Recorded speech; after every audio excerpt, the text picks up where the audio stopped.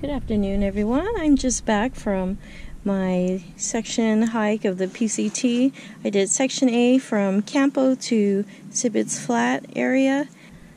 Had forgotten my first aid kit in the car, so we took 2 cars to shuttle ourselves, and the car furthest away is where we did our final shakedown before starting, and I had pulled 4.6 pounds, I believe it was, out of my pack. Well, accidentally I had left my first aid kit, kind of ditty stuff, some hygiene stuff, I guess, in the car. Fortunately, though, I managed without and didn't have any ailments come up where I was desperate for these items. Most importantly, and the biggest loss for me, was not having my hand warmers.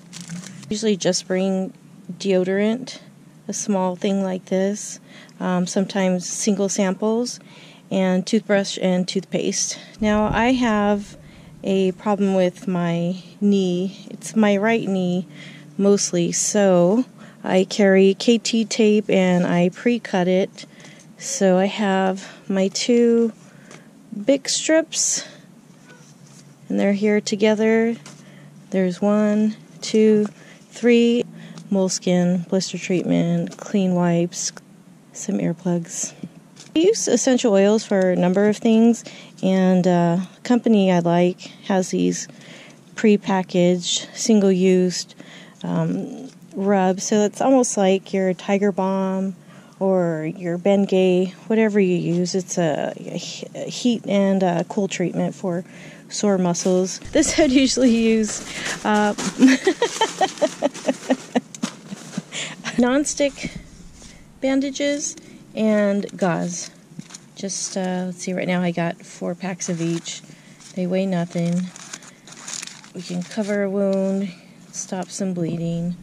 Nothing too extreme. Antiseptic, individual packs, Providone, iodine, antiseptic, swabs, and right now, let's see, I had 2 large bandages.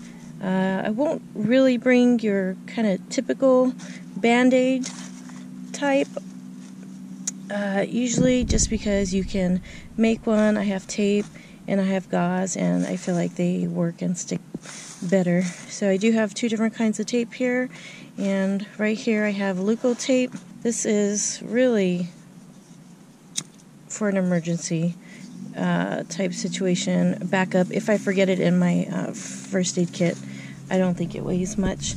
And also, I've been trying these out, these little fire starters, and they work really well. I'm impressed with them. So I like to just have a couple around. Let's see, a couple cough drops here, just in case. So this is a antifungal, and from one of my trips over the summer, I did the High Sierra Trail, and started to get kind of, I guess, in between the toes. So I figure I'll just bring this as a preventative. If I'm out there, there's nothing I can do about it. If I have some little bit of cream to put on there, then it'll be fine. This antibiotic ointment is great to have. Hydrocortisone for itches and rash relief. There's bugs out there. There's stuff that you may be irritated by that you just don't know of until you get out there and camp for. This is for a possible cold sore. So I bring my Pepcid. This is the Alka-Seltzer Mexican version. Picot, same stuff, same idea. Mix that in water. It's carbonated, and that helps with acid reflux and heartburn.